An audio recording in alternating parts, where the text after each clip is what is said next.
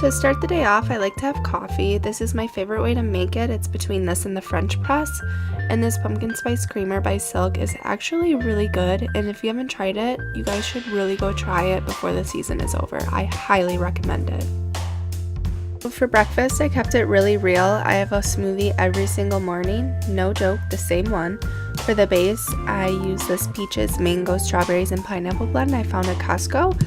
And I fill it up about halfway, and then I use one banana, a spotty banana, and about a handful of baby spinach, and then I fill that up with water, and then I blend it. So the only thing that really changes from the smoothie is the greens. Sometimes I'll do spinach, sometimes I'll do kale, sometimes I'll do a greens powder. My favorite one is by Amazing Grass. And for my smoothies, I only like to do veggies and fruits, so no proteins or non-dairy milks or seeds or anything like that because of the food combining rules. For lunch, I'm making this harvest salad. I started with a base of Brussels sprouts, romaine, and kale all shredded, and then I tossed it in this big bowl. I like to meal prep salads so they're ready to go throughout the week. I tend to eat them more when they're prepared already for me. And then I tossed in these microgreens, which are super good for you. And then I am dicing up a few sweet potatoes to roast them to top my salad with.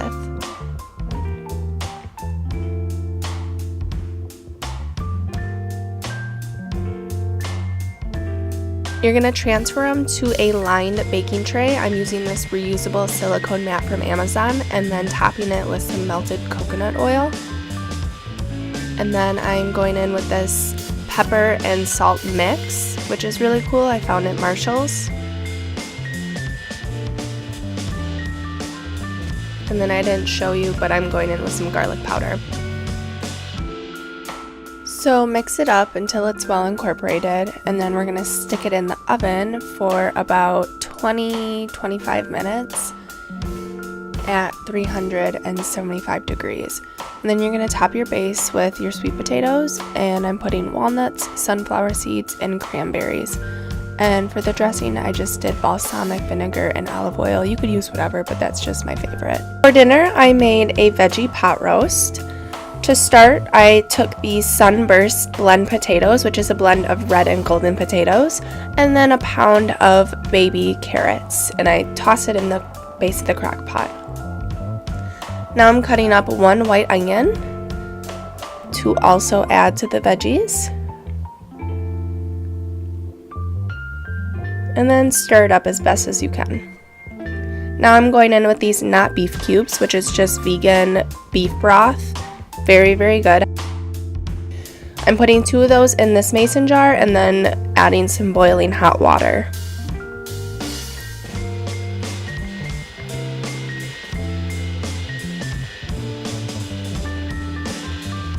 And mix it up and add it to the veggies.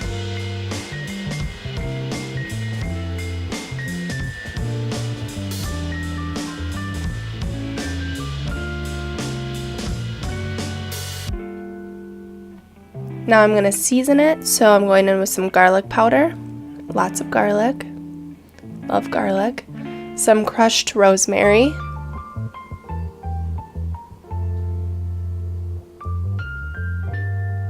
some thyme,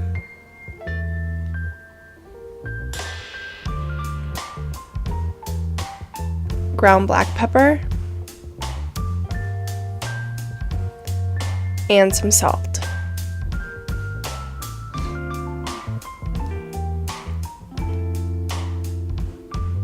Now I'm going to put the base of the crock pot into the actual crock pot. And I'm going to turn it on high for 6 hours. You could cook it anywhere between 6 and 8 hours, on low for 8 hours.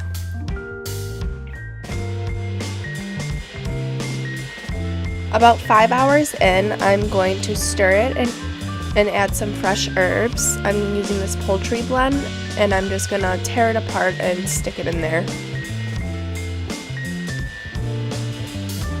And then after an hour or so, it's time to serve.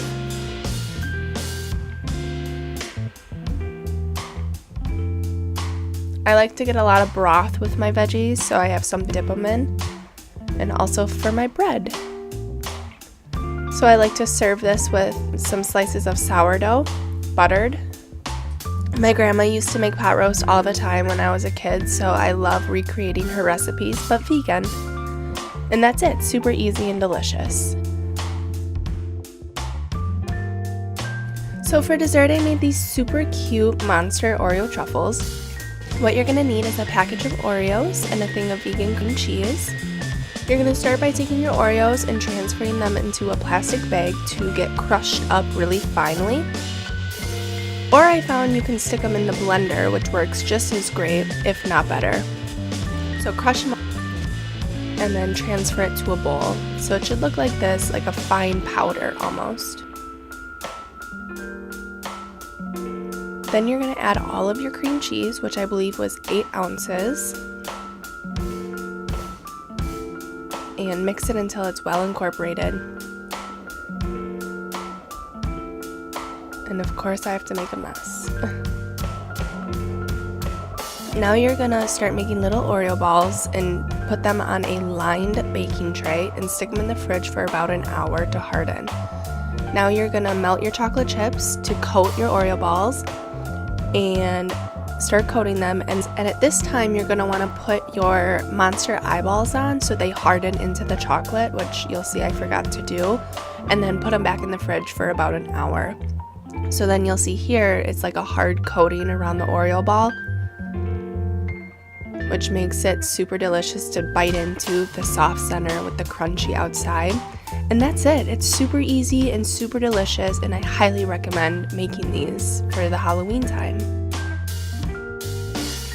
Alright, that's the end of the video. I hope you guys enjoyed it. If you did, make sure to give it a thumbs up and leave your comments down below and let me know what types of videos you would like to see in the near future. Thank you so much for watching, and someone would like to say bye. Say bye. Bye guys. Say bye guys.